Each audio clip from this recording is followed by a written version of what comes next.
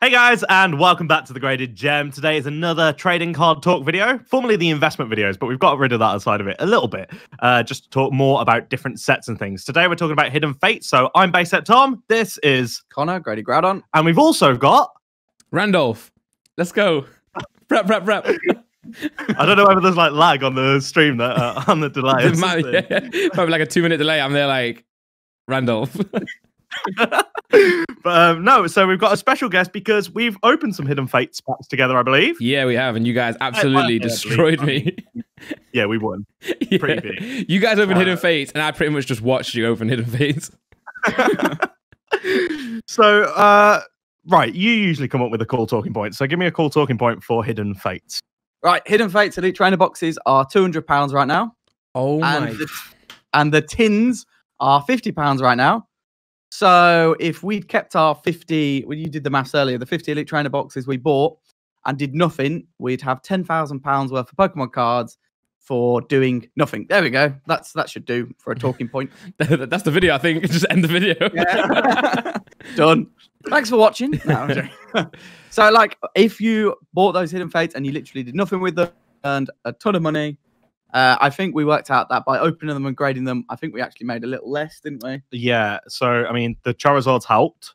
Yeah, Charizard's helped. We were super lucky to pull 2 of those. However, it's still not as much as the 10 grand you would have got for the boxes. Yeah. And that's off Magic Madhouse as well. So that's not just from some dodgy guy on Facebook who you have to meet and give cash. And, you know, he might just steal all your Pokemon cards in the process. So at £200, £200. I think the main reason for that is maybe the stained glass promo is £60-70 PSA 10 right now. To be fair, it's hard to get a PSA 10 of that because like the amount of times we saw them crimped and stuff in the cello. But if you got one, and then on top of that you get 10 packs. Yeah, rather than 8, right? Yeah, and they're trading hands for about £10 or £12 each. So to be fair, I would say the Elite Trainer box is great value for money. You should go out there and buy them for £200. We don't have any left, so that's not even like self-shilling there. Yeah. Hey, Randolph, have you got any? I've got empty boxes. Are they worth £200?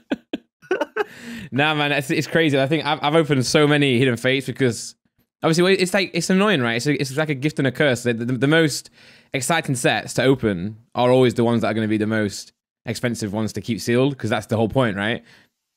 Yeah. So yeah. Do you think there's going to be any value in the graded booster packs? Hidden Fates. We've had a few come through. I don't know, not really. I think mainly the WotC stuff does better, the graded booster But packs. they've got a shiny Charizard on the front. Yeah, they do look cool. I do think Hidden Fates, obviously you came big into it, Randolph, with Hidden Fates. Yeah. And that like boosted your channel when you first, like obviously you boosted it as well, just by being No, literally Hidden Fates. Yeah, that's why I started the channel. Really, I was opening so many Hidden Fates. I was like, I should probably film this. Otherwise I'm gonna and show them off. Yeah, exactly. Yeah.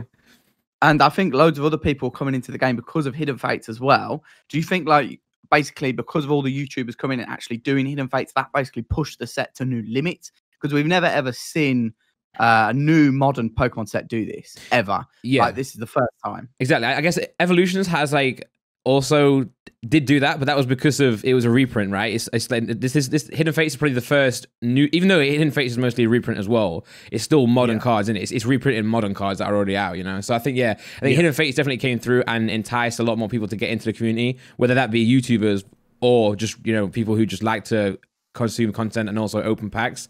It was the first set in a while that actually attracted new people because of the cards themselves. Like new Pokemon cards are really cool. The designs are getting cooler and cooler, but no one really is going to come in for like a Unified Minds, right? Because that's just continuation of the modern sets. Whereas Hidden Fates is something new, something different. It's not like in line with the regular modern set. So I think that's why a lot of new people or older people come back into the hobby or come into the hobby for the first time, as well as because of all the YouTubers, trying to pull. And obviously, it's got Charizard in as well, right? So yeah, that helps. It's the amount of hits, though, isn't it?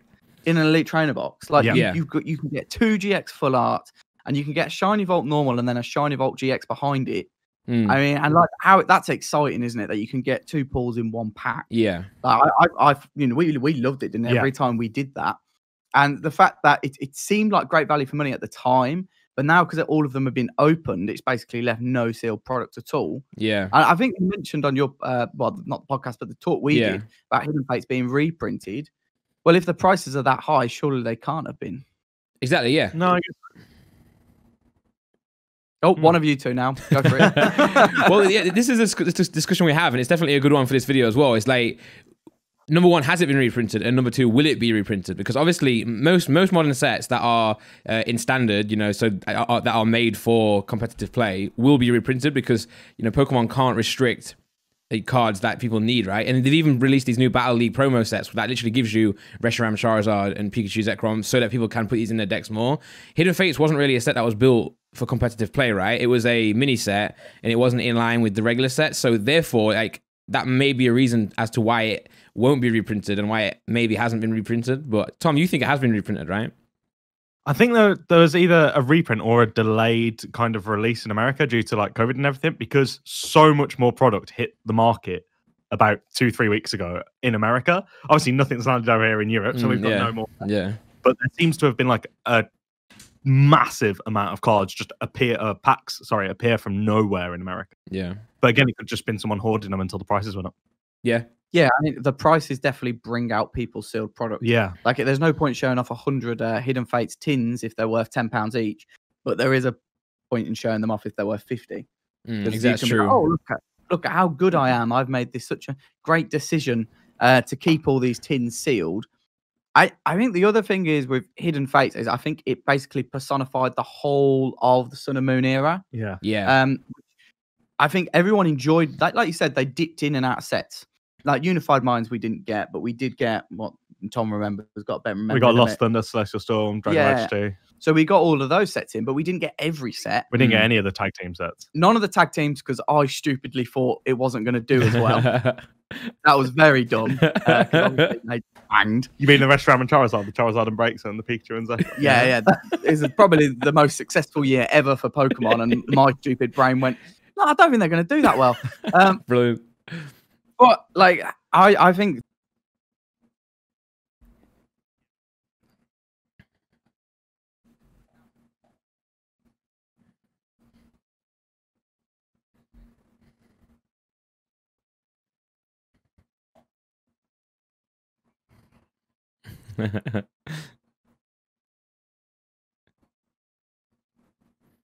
Yeah. And I think the main thing with Hidden Fates as well is that the fact that it's not really Hidden Fates that we're talking about, right? It is, but it's Shiny Vault. So it's like a subset within Hidden Fates, and you've only got one chance in each pack to get it, and you may not even get it in that pack, you know. So it's a really it's a collection. It's a set that I think is like built for collectors because, you know, the shiny Pokemon first and foremost. That the whole concept of shiny Pokemon is to collect the Pokemon, right, in the games. So it's the same thing with the cards as well. And it's just a set that's like built for collectors. It's not a modern set. Like, it's not in regular, I guess, competitive play. So it's just built for collectors. So for that reason there, obviously you can have people who collect it, leave it sealed, and then now coming out the woodwork. For me, I can't, if a set's so exciting to open, I can't keep it sealed. Because I remember I bought so much Evolutions, and I bought, the worst one is I bought so much CP6, you know, the Japanese set. I had so many of those, and they're like skyrocketing obviously now. But I just can't keep them sealed because the reason they are, again, I said this earlier on, the reason they're so expensive now is because they're such a good set. And if they're such a good set, I want to open them. So, especially with your exposure, like it probably doesn't make. If you kept all your packs and didn't open them, then obviously less people are going to watch your videos. Where like you're one of the big reasons. Like we have a lot of people who go, we come from Randolph and stuff. And you're one of the big reasons people have come in and said, oh, Pokemon's cool now. Yeah. You know, I can watch you open the cool sets. If you were like, you know, not selfish, but if you went, oh, I'm just going to keep all my stuff sealed and I'll just comment on how cool the cards are. Yeah. That's a totally different ball game and video, right? Exactly, yeah. And I mean, I have no, I wish I was doing that. I wish I was saying to people, Hidden Fates is amazing and have like cases of them, but I have none of them. It's like I'm trying to make content as well, and enjoy the hobby. If I've got like 3 tins sat next to me, I'm gonna think, oh, you know what? I should open that because I need a video. I want to open them. It's a win-win, really. I think investing is obviously a big part of the hobby, and it's something that people should take note of in terms of the value of cards. But I think if you're doing this solely for the investment reasons, then not only will you, I mean, you may make more money, but it'll be a lot sad of a more sad experience, right? Because you're playing with money there. You're not playing with the excitement, and you won't enjoy Pokemon. Exactly, and yeah. That's supposed to be the whole point of the game. An interesting point I'll probably bring you on is collectors are actually keeping these in PSA 10 condition. Oh yeah, Yes. like everybody who gets them back is excited because they want to keep the card. They want it on display. Like if we get a PSA 10 Charizard back, for example, someone's not going, "Oh, do you want to use like your selling service?" They're like, "No, have you got a stand?" Yeah. They want it in their like living room or whatever. It kind of reminds me of my love for Radiant Collection because the way the Shiny Vault works, obviously you get the Radiant Collection card as a reverse in the reverse slot. And I think that is kind of, that leads on to my question that I had is, what would Hidden Fates be without the Shiny Vault? Oh, not much. Yeah, it wouldn't be much at all. Not much. Not It's much. dead, right? Yeah, like it had a badly reprinted Charizard GX. You know, where its face Super is Play just in the promo, air. whatever it's called from the thing you want. There was a pincer in there. There's a Giovanni's Exile, which was pretty sick. Yeah, no, The Jesse and James card. To be fair, yeah, the Jesse and James, Giovanni Exile, and then the Birds. There's Zapdos, Moltres, and Articuno. Yeah, and all three of those, you know, were great cards. But yeah, without the Shiny Vault, it wouldn't be much. I mean, it was Gen 1, remember? Like, every single card in the actual base and Fate set was Gen 1. So when I was doing, like, a pack battle with, like, Calfreezy or Simon, they would enjoy the Hidden Fates because they know every single Pokemon. So I think that could... Well, definitely would have played a factor in. And then they'd pull all a the people. Galissapod or something, and you're like, "What?" Well, yeah. Well, it's like they're opening the packs, and when they do pull like a shiny Galissapod, they're like, "What is this?" Where they probably prefer the pincer at the back, so it hits like casual fans and also more hardcore fans. No, I agree. To be fair, I've not seen this much excitement. I think normally when a new set comes out, I remember Team Up was pretty big, and that the cards come back, but people just sold them. I think it's the first time we're ever going to see people keeping the Shiny Vault cards and actually having them in a collection. It just doesn't happen with modern sets anymore. No. Especially the expensive ones. The expensive ones are usually like, "Oh, I've got a 10, flip." Yeah, for sure. And I think people get. I think if you've seen recently, a lot more people have been messaging me, and I've seen more people on eBay, etc., and in the community having asking how much is a full set of Hidden Fates because they have the entire set. And I think that doesn't happen as much. Obviously, in modern sets, we do try and get a binder, we try and get every card, reverse holo, regular, whatever. But I think a lot of people do that and then fall short a little bit. I think Hidden Fates is one of the sets recently where they've literally gone out and caught them all, got to catch them all. Yeah. So I think that goes to show like how another reason why this set is just so sought after. Well, the sets otherwise are massive, aren't they? And to go after them, they're like 200 cards at Going to least. Lost Thunder for like 300 cards of glory. And then you have to get the reverses, all the GXs, the different ones as well. Like Hidden Fates kind of like consolidated them all. Yeah. So you could go and collect. Is it 94 Shiny Vault? And then you've got a few secrets, haven't you? Yeah. So you can go and consolidate all of Sun and Moon into one set instead of. I mean, how many cards do you reckon were in Sun and Moon over the 2 years, 3 years? Couple of thousand at least. Yeah, so you'd have to go in and collect every single one. Obviously, You'd need a lot of binders. Yeah, a lot of binders. Yeah. It'd probably cost you more in binders, to be fair. Yeah. But I think where could Hidden Fates be? Let's change it. Where could it be? Let's say in 5 years' time. Where do we see that? I think it really depends. Literally, the golden question is going to be whether they do reprint or not. If they don't reprint, I think it's going to go from where it is now to even higher amounts, really, because I think maybe this is like a bit of a quick reaction. So I think maybe people are starting to think, oh, these cards are going for like, these teams are going for 50, these elite training boxes are going for 200 and that. So maybe people will snap at that and that'll be the price for a little bit. And then as the years go on, maybe they drop a little bit, but then it'll probably be like a steady rise back up again if they don't get reprinted. If they get reprinted, it's just going to go back to normal. If they get reprinted, then shoop. Yeah, but like dagger. Really? Because everyone still wants to buy it? I don't know if the supply's there. I think the demand is still there. Yeah, but it's I like, I think the demand's high because there is no supply. Does that make sense? Oh no, because if that was reprinted and I could still get them, I'd still buy another 50 just to open right now. Yeah, that's true. But would you open them now? Well, wouldn't you? But would you open them? Would you still open them? Yeah, 100%. I'd open them straight away. I literally can't not open booster packs. It's like I got some weird kind of disability that doesn't allow me to keep them sealed. I think I'm gonna. That's good though, because that means you're interested in the hobby that we're in, right? And I think if you are solely an investor, you're probably gonna miss. Like, you're actually gonna miss certain parts of the market anyway, because you're not in line with everyone who's opening them. You don't know why these are actually so sought after because you're not even opening them. Like, to be fair, I do have, my mum bought me for my birthday a booster box of Hidden Fates. So she bought me 36 packs and put it in a Sun and Moon like base set box. When I was opening it, I was like, why have you bought me base Sun and Moon? This is rubbish, mum. And then inside like 36 packs. But those ones I'm gonna keep sealed just because it's like a gift, it's like a present, and And then he'll sell them when they're £150 a pack.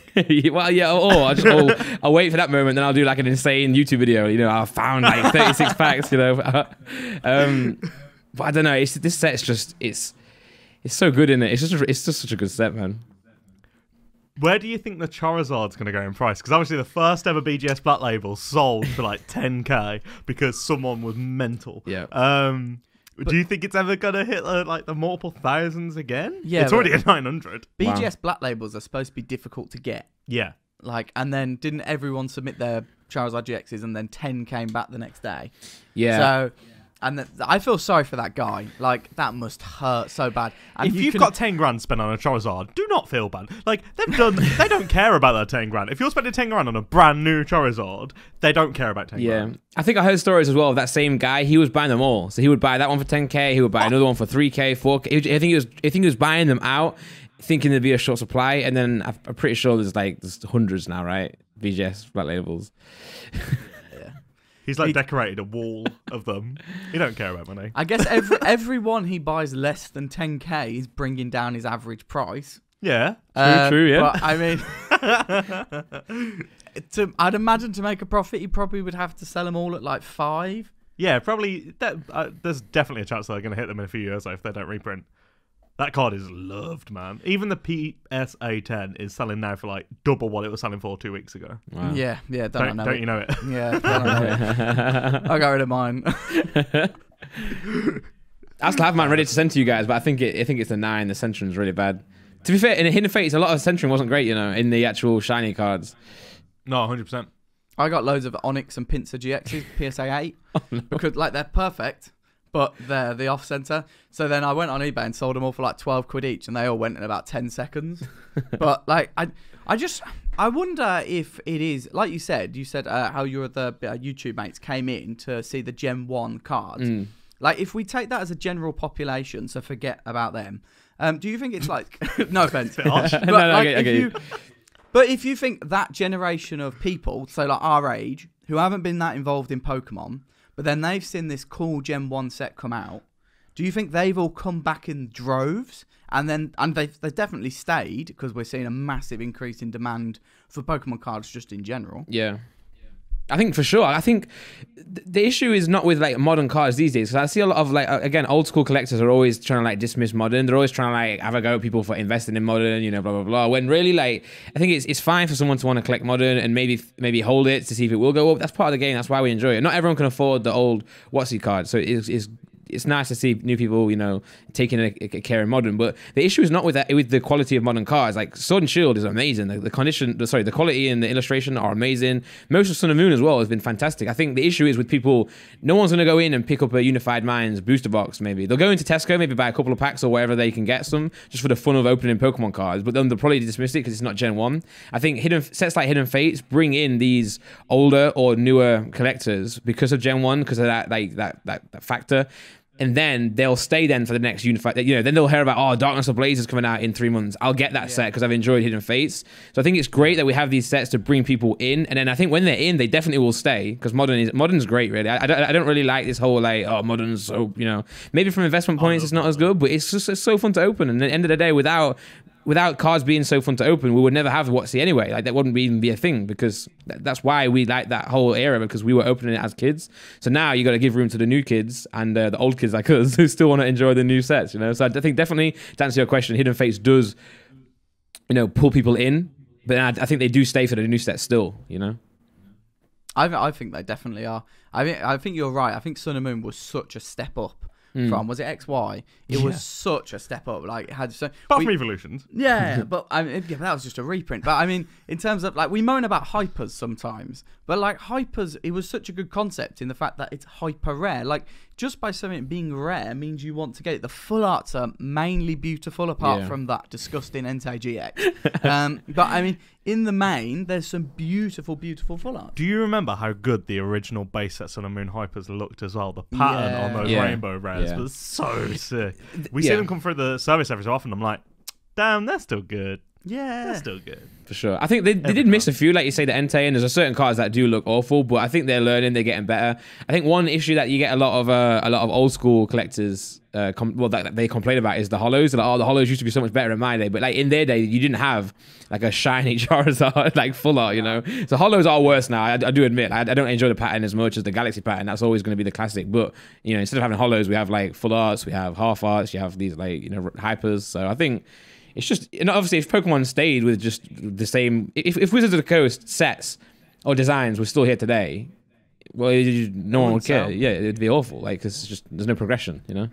No, not at all. Well, yeah, that's the difference. Like, you can love and adore the old stuff, but you have to at least like respect the new stuff, because yeah, the hollows are different. But you're right. If there was like a normal just Charizard who looked a bit different, then it's not pushing it. By being a Charizard GX or the Charizard V Max or the Charizard Gigantamax or whatever you want to say, like all of these new things bring in new people. They absolutely sodded it up with the Megas. I was interested to hear the Megas are coming back in some sort of form, aren't they? Pokemon Go, yeah. I think they're coming back in Pokemon Go.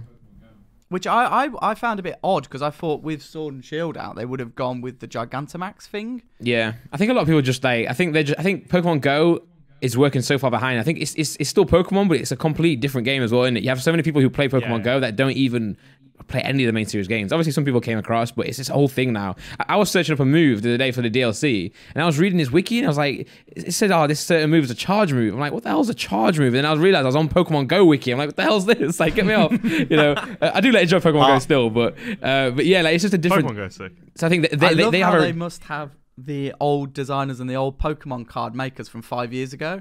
They've just hired them. Pokemon Go. Yeah, they've been like, I'll come back and do this now. Mega Pokemon was so sick though. I know they're just banging the cards, but like the Mega Evolutions in the games, oh, it's so good. Yeah, I think a lot of people wish for them back. A lot of people prefer that than the Dynamax and the Gigantamax feature now. I think they won't bring them back in the main series game just because there's two different things, right? You can't have like Megas and Dynamax at the same time. But I think they may come back in future games. You know, they may do like a remake of of a Diamond and Pearl and then put Megas in that, which could work. But I think I think that it's good that they have new like gimmicks and new variants of Pokemon, because that's what, like I said, keep us going. I think another point in Hidden Fates, to be fair, is that my favorite cards in that set aren't even the full art shinies. They're the shiny Pokemon, but the hollow ones. The normal hollows. Yeah, because they do give you the feeling of nostalgia from the original hollow style cards, right? Don't they? Because it's a regular card, but the hollow pattern is textured and it's shiny and it's like it's nice. My favorite card is the Altaria hollow. The Altaria, that's a beautiful one. I still don't have that. Eevee is a classic, that hollow, but I actually really like the Quagsire. Oh, Quagsire's sick! Yeah, pink. Yeah, Quagsire looks so good. He's so he's not derpy. Derpy's the word. I was going to say something a bit offensive, but derpy's the word we're going to go with. He looks a bit derpy, and I think that's really part of the fun. Because if you remember the old hollows, some of them were bad. Like, I mean, like Shining Charizard. Shining Charizard, he's fat and he's flying. It doesn't look like he should even be able to fly. Yeah. And there's other hollows like from the WotC. I'm not just going to name them all out because there's going to be definitely fans of them. But I mean, even the old Ditto from Fossil, he's literally on a dance floor. Don't insult that. They've squiggled him. But that's part of the fun. I love that. If they all looked amazing, then there wouldn't be much point in collecting them. Like, that's the way I feel. Yeah, anyway. like my favorite WotC cards are the ones that are a bit weird, like the Psyduck with the question mark, and it's just like dumb art, or the Slowpoke with like no background. Yeah. But yeah, on the hollows though, I think the Sword and Shield, they're like vertical line hollows. I don't know if that's just promos or if that's the every hollow. They look so good. I really like those. I like those for sure. I think the worst hollows for me in the recent era, probably I think it was XY and maybe was it Sun and Moon, where it's just shiny. You know, like, it's just reflective. And you're like, yeah, what's that? At least give me some lines. Give me something. What I do still think the Japanese cards are, the hollows are so much better because the whole board is shiny, isn't it? The whhole board is hollow. And like now, I think this is pretty good talking point. You should probably do a video on this as well. Like, I got a card here. Like, look at the old cards, right? I got the yellow border. I think that's so nostalgic that people have stuck. I can't focus that, but they've stuck with it so much that they daren't change it now. Whereas you look at like the newer cards, and it's like the whole border like fits in with the card. I think you should do a video like, you know, yellow border versus silver border in Japanese. I don't think Pokemon will listen to us, but we can definitely put a video out there talking about it. Yeah, we just over 2,000 subscribers. I don't know if they're that influential, but you know, we could try. We could give them a phone call. I think they should. I think they should put more focus on the holofoils. I think obviously the Vs and the V Maxes are going to be the big collectible things, obviously. Yeah. But some of the best cards are the cutesy little ones, and how they have like such a small space to put the art means it's more focused and it's a bit more fun sometimes. I think the only thing maybe Sun and Moon let us down with was those normal holos. Yeah. They were bulk. They were bulk. They were like the commons and commons, rares and holos. Whereas you wanted to get the GXs, you didn't really care about any of the other cards, did you? Yeah, that's true. Yeah, to be fair, when you do get a holo, even in my videos, it's kind of like you can't really hype it up or you can't really like enjoy it because at the end of the day, it's not a GX or it's not a V. I think that the Sword and Shield one, sorry, there's some holos that I do enjoy more now because of the what's it, vertical lines. But at the end of the day, as long as if the design's good, it's good. Like there's a Mew, right? I think a Mew from Unbroken Bonds where it's just a reflective holo pattern. That artwork is just insane though. So I like that one. I remember there's a Suicune, I think from X and Y as well, that has a great breakpoint. Yeah, that's the one. Yeah, exactly. Yeah, and going over the. You showed me that the other day. Yeah. You were like, you picked it out, and I was like, yeah, everyone knows that's good already. But thanks for showing it. Yeah, we like looking at the nice art, Connor. Shut up. Yeah. But yeah, that's a classic, and I think if they did put more effort into the normal holos, I think you're going to bring back again more of the old school collectors who were used to just collecting the normal holos. I would like to see a set of, like, not Shiny Vault per se, but maybe one without the GXs and the Vs, and maybe a special set, maybe a special set just with normal holos and different holo patterns, like you said, the what is it, the Cosmic and the Rainbow, and you get the Shattered. Shattered Ice holos are the sickest holos. Yeah, like why not create a set and play around with all of them? Yeah. Oh, I've like different holo variants at different rarities. Yeah. Oh, that's a banger. Yeah. Like maybe the old Cosmic holo is like the rarest one. There's only like one in every like 200 packs or something. There you go, yeah. And Pokemon's obviously listening, so that's going to come out next year. For sure, we'll see that. Yeah, I agree. I think that'll be sick. For sure. Hold on. There you go. Someone's calling me. I got to get Laura to answer it. it's just a drink that I ordered. It's nothing important. But yeah, no, I agree. I think anything that's unique, such as Hidden Fates, will be sought after. And I think Pokemon are now I think they've announced that there's going to be another holiday set coming out this year, right? So I think we've got these opportunities now once a year where we're going to get like a set that is probably going to be more aligned to collectors. The question is then will there now be like a Hidden Fates effect where people will go and buy this set in heaves, even if it may not be as good of a set? Because obviously we've got Tag All-Stars, right, which a lot of people are thinking that's going to be the new English holiday set. God packs. God packs. Even a better question than that is, what happens to Hidden Fates when that set comes out? Like, do people go, well, that's happened now, Hidden Fates has happened, I'm going to move. Let's say it is Tag Team All-Stars, because I think most people agree that's going to be the case. Yeah. Let's say it is. Do people just like forget about Hidden Fates and maybe go, oh, I'm going to move on to the gold cards, I'm going to move on to, I'm going to try and get a God Pack? Because obviously when the Tag Team All-Stars come out, you will have a million of them, I'm guessing, and you will be opening them, hyping them up, and everyone else will. Hidden Fates will be kind of maybe forgotten. Nah, I won't forget Hidden Fates. At least personally. And oh man, I'll never forget the flipping Charizard after the video ended. That's you've got the stories like that are insane. I mean, I've still not pulled. I still haven't pulled a shiny Charizard on camera, and I think I bought something like 15 pin. Remember the first like Mewtwo and Mew pin collections? I bought like 15 of those, and in that I pulled the shiny Charizard within like a few boxes. And I remember I took a photo of it, sent it to my family. I was like, oh, I've just pulled like a £350 card. This is amazing. And that there is what made me, I was like, you know what, I should have filmed that, damn it. And that's what made me start the channel. And since I started the channel, I still have never pulled a shiny Charizard. Even online, even on the online TCG, I've been opening packs just trying to get one. And even on then I haven't. And I got someone tweeting me saying I got one in two. Someone said I got 2 shiny Charizards in one tin of 4 packs. Someone saying I got 2 shiny Charizards back to back on the online app. I'm tired of it. But again, like that chase card there is another reason why Hidden Fates is so big. But if people do forget about Hidden Fates, surely then those who have Hidden Fates, that's a good thing, right? The more people forget about a set, the less people, the demand's gone down. If they keep it sealed, yeah, but that could be the point where it dips a little bit, and maybe some people come back into Hidden Fates and they're like, oh, this might actually seem good value now, so I'm just going to buy some Hidden Fates and keep it stored away. I mean, that's more like the investor side of things. Yeah. I personally, well, I won't be doing that. I would much rather. I'd open them. Mainly because you'd open them. But secondly, because I think you should go after the new stuff more so. I think we enjoy seeing the new cards. I think Detective Pikachu, we got a second round in. Yeah, we did. We opened 100 boxes. Charizard GXs, yeah. Like, after, 96 or whatever it was. Yeah. Because we got back to our house one day and we didn't realise the delivery driver had been. Oh, no. Because he comes to our house a lot. He just left them all outside. Oh, no. And it filled up our entire doorway and we couldn't get in the house. Oh, God. We were like, oh, what's this? But that was very boring, wasn't it, opening them up? No. You still enjoyed that? I enjoyed opening every single pack, and you know I did. I found that boring. Because it's already been done. I think I would prefer to move on to the next thing again. I don't think I'd ever buy a second batch if another new set was out. Don't get me wrong. If Hidden Fates had come out, I definitely bought more stuff a month later. Yeah. I'm saying if Hidden Fates come out again in like a year's time, I wouldn't buy it again. See that? Sorry. I hope that makes sense. I get you, yeah, for sure.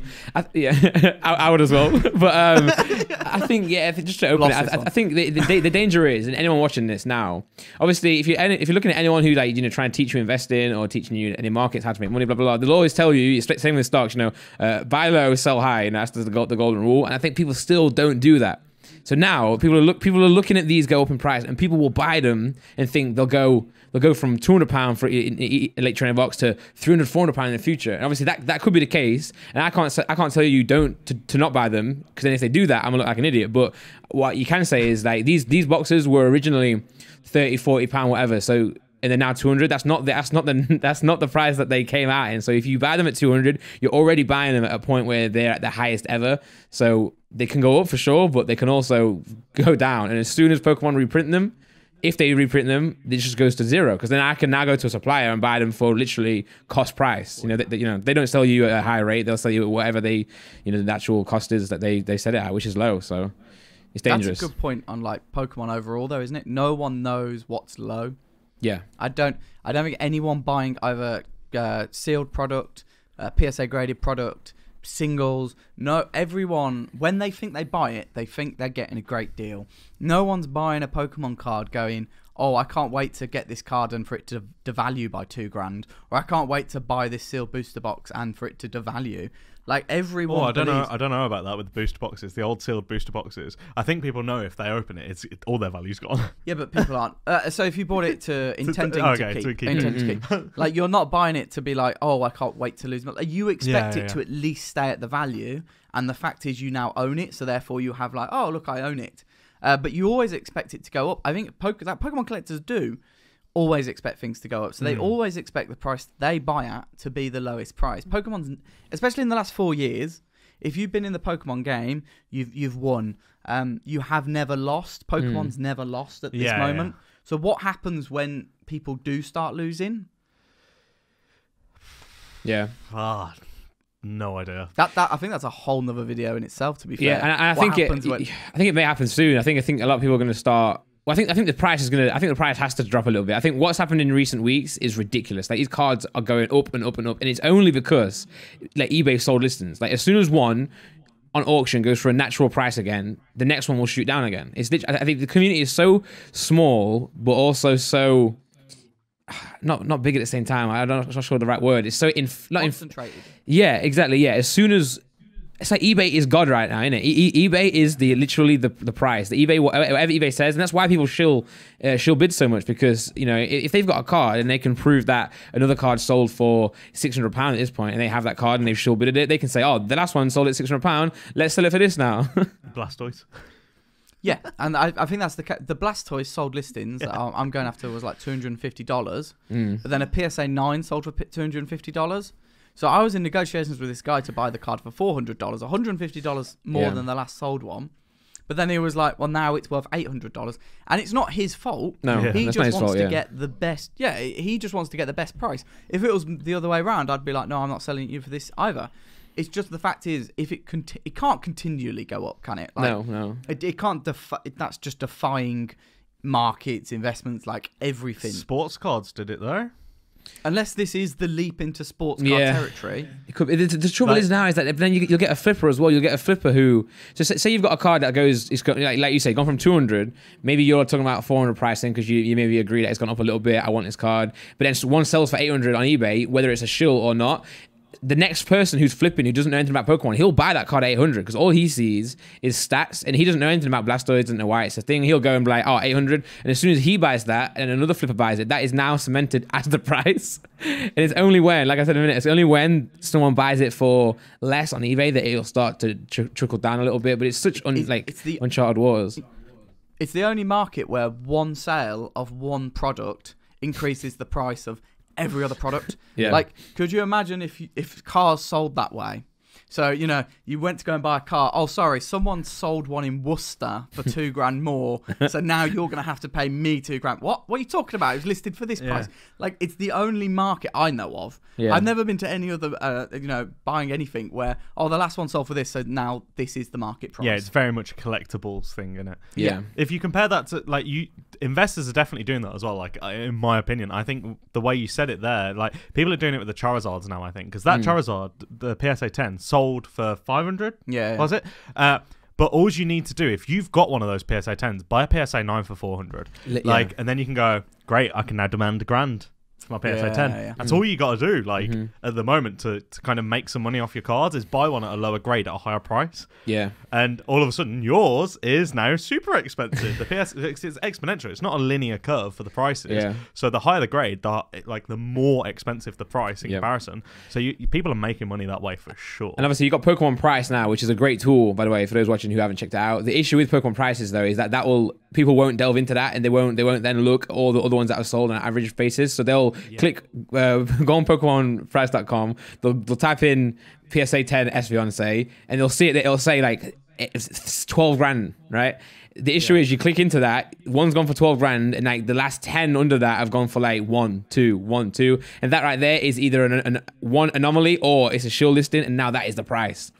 So it's tough, man. It's so tough, and obviously Hidden Fates is a big set of recent. So because of the recent increase of all the other WotC and every cards, all Pokemon cards in general, Hidden Fates is also going to have a bit of an increase because of that.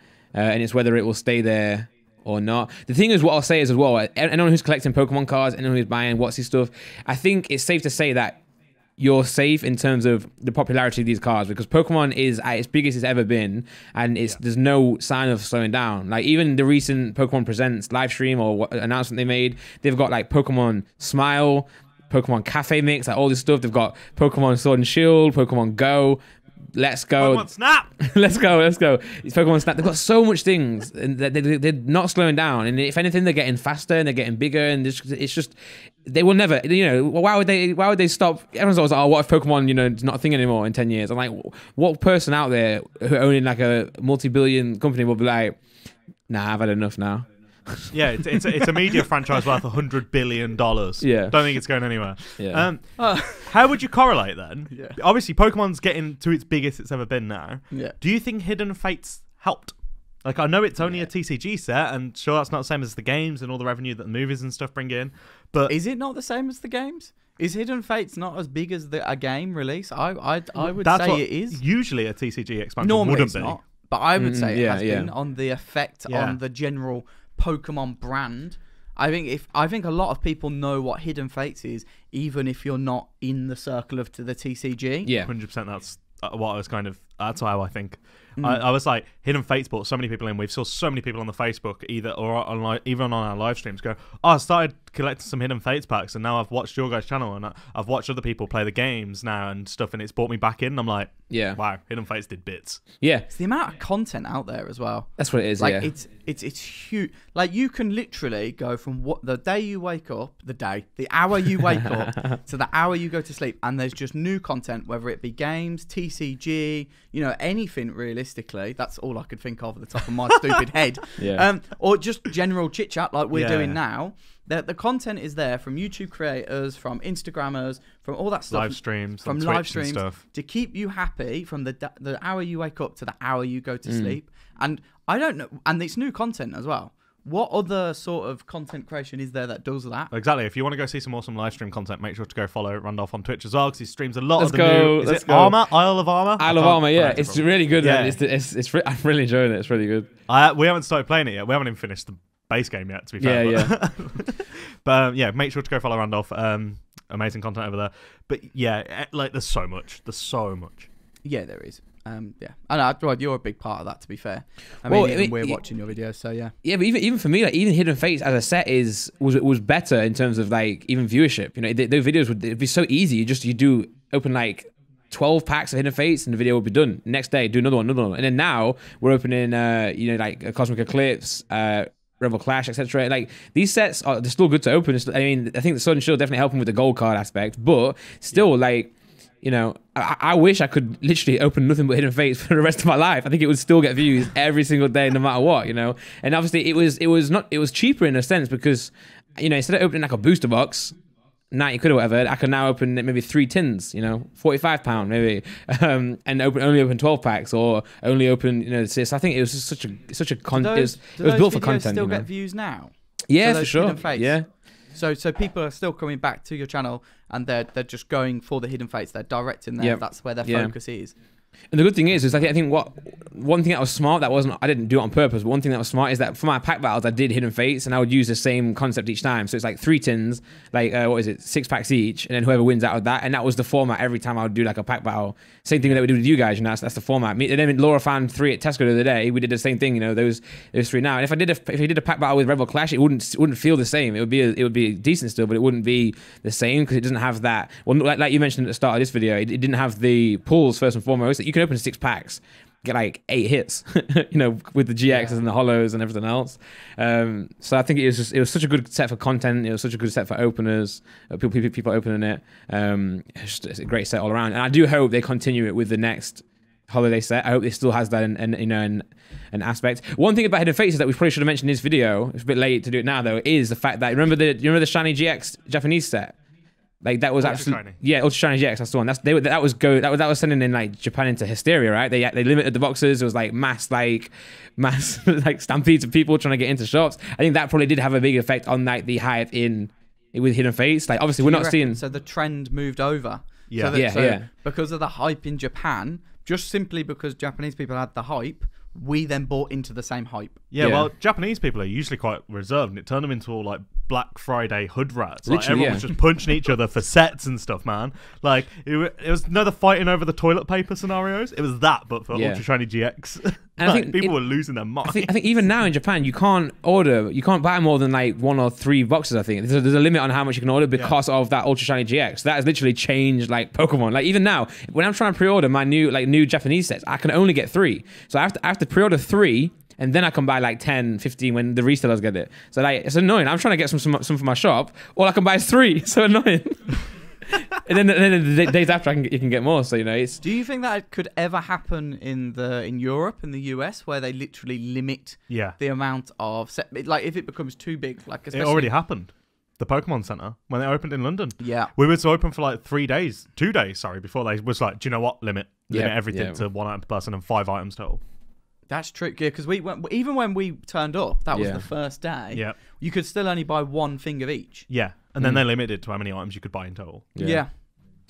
And so, I think it's gonna be happening. For sure. You think that'll happen with that could happen with the TCG, where you're only allowed to buy, let's say, 6 booster boxes to start with, and then once you've got them, and you then have to buy more, and maybe they'll restrict supply depending on how much the prices go up or down. Like you say, they don't want people who are playing the TCG to miss out, do they? That's important. Yeah. I don't think it'd happen with the normal sets. No. But the holiday sets and the stuff like that, I think definitely. I think that the trouble with Modern as well is that it's literally still a player's game, right? Like I think collectors don't like to really admit it, but the actual playability of these cards is still way bigger than the collecting side of it in modern, because I'll go to like a VGC tournament where I'm playing a video game, and you look over at the TCG. Even the TCG is so much bigger than the competitive like video game side of things. Like these people are literally playing the game, and the modern cards, the modern chase cards, are always the ones that are better to be like better, you know, have better attacks, better abilities. That's why they're going up in price. Like in recent times, like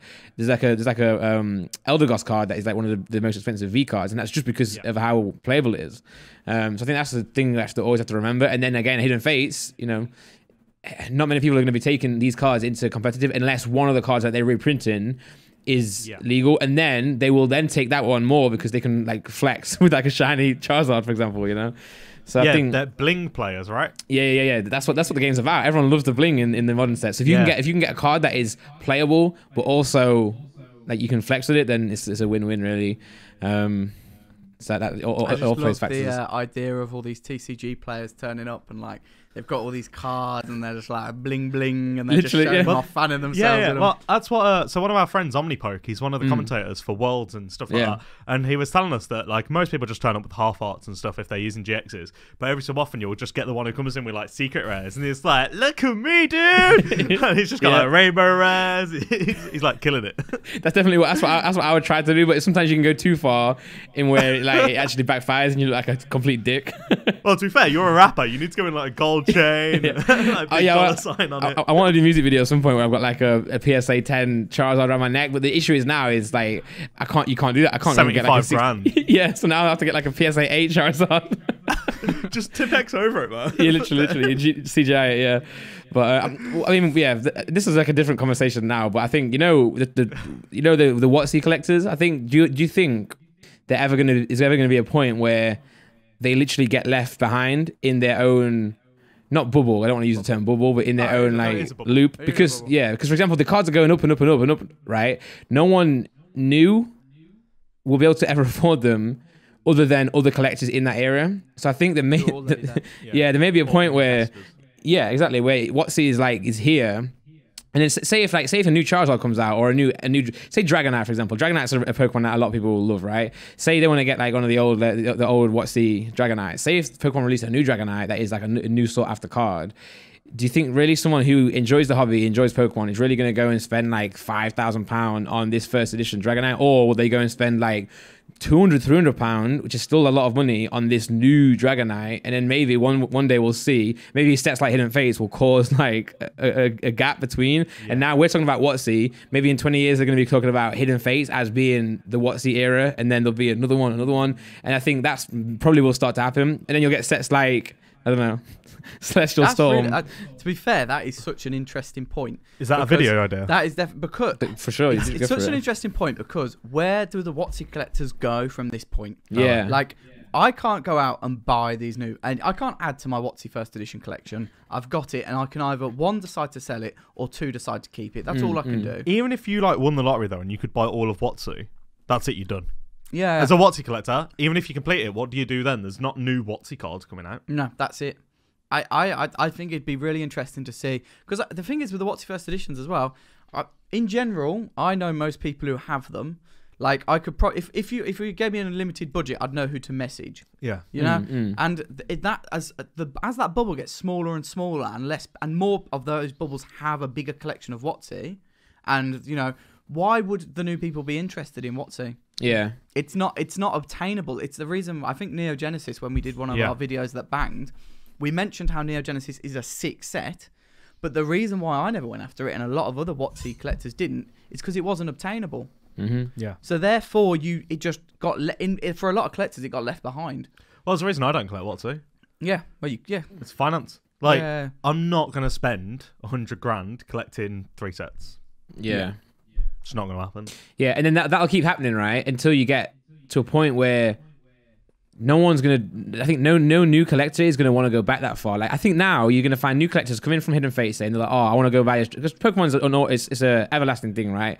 Dragonite's always gonna be about. Charizard's always gonna be about. So even if you weren't around or even alive, say when first edition Charizard came out, you can still aspire to get that card because it's still a Charizard at the end of the day. But I think at some point it'll get to a point where it's so expensive that I'll just go and buy a shiny Vault Charizard. Still get the value from it. It's still a high card. I can still flex with it, but I can pay less of a premium. And then, like you said, they're kind of like, I wonder if there'll be a point where the only people buying WotC is this current family of WotC, and it's just going to trade around.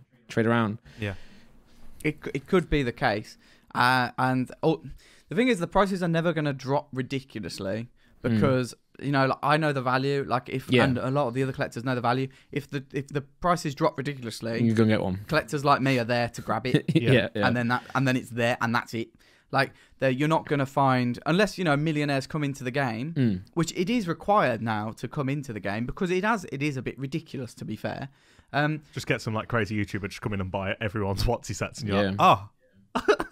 Oh, okay. But why wouldn't you go and collect, let's say, XY Era? Why wouldn't you collect Hidden Fates? Why wouldn't you collect Sun and Moon? Well, it just makes sense to do so, doesn't it? I think that Black and White is a set that I'd love to collect Black and White. I know no one cares about it, but I just think that to me is like Black and White are my favourite games. Yeah. I love the cards. Yep. Yeah. Like, so that's something I want to collect. And what happens as well is people go through WotC and they'll go up a set each time. So once like Skyridge is done, that's the last set, right? Once I've finished Skyridge or whatever, or that's gone too high in price to obtain, we'll go to the next set, and that'll keep happening through Diamond and Pearl, through Black and White, through all the sets. But I think also at the same time you have the reverse effect happening with the new sets like Hidden Fates. You know, people are going back and going through the old ones, but then also people are going new and then back, you know, so they'll go Hidden Fates, and I'll go Cosmic Eclipse, and I'll go this and this. And obviously I think there's so many sets now that you will miss some sets like Steam Siege will just get forgotten about. No one's ever really going to go back and get that. Yeah, but there are certain sets, maybe like Hidden Fates. I think Hidden Fates and End of is just like it's insane set. It's just different. I think people will be collecting Hidden Fates for next year, the year after that, for a decade. I think you're right. Hidden Fates could be the set that if you decide I'm going to go all in, and even if you're spending £200 per Elite Trainer box, then you could still win out. How long ago did Hidden Fates come out? Not that long. What was it? October, November last year? And we're still seeing like 30% of our submissions be Hidden Fates. Yeah. Yeah. So you're saying it's not long ago. That's almost a year ago. Well, it's like, what, 8 months ago, 9 months ago? But for a Pokemon release, it's not long. Yeah, but what I mean is like 9 months in and we're still seeing constant supply of those cards coming to us. And like as collectors, like most collectors in the UK at the moment are coming for us in Europe. Like if they're doing this whole PSA thing, so we know that the collecting scene is still ridiculous. Like we haven't seen this with Cosmic Eclipse. We haven't seen this with Team Up. We haven't seen this with anything in Sun and Moon until this point. Maybe Detective Pikachu we saw for like a month or two. But even then it was only 1 or 2 cards. Exactly. That's a big point there. In those sets that you mentioned there, say Cosmic Eclipse won't have this effect, but one card may have an effect out of it. Yeah. Whereas Hidden Fates is, yes, you've got the Charizard, but every other like Shiny Vault card is still amazing and still sought after. You've got like Evolutions, God of War, all these cards that people still want. And let's be honest, most cards in Shiny Vault, other than a few Ultra Beasts, are favorite cards. You've got like Scizor, Espeon, Altaria, they're all the fan favorite cards. So you can tell, literally, this set was made to be like a collector's set. Well, so therefore, collect it. Every month since it was released, send in pretty much a full set of the entire Shiny Vault. Yeah. People like Mr. Bailey.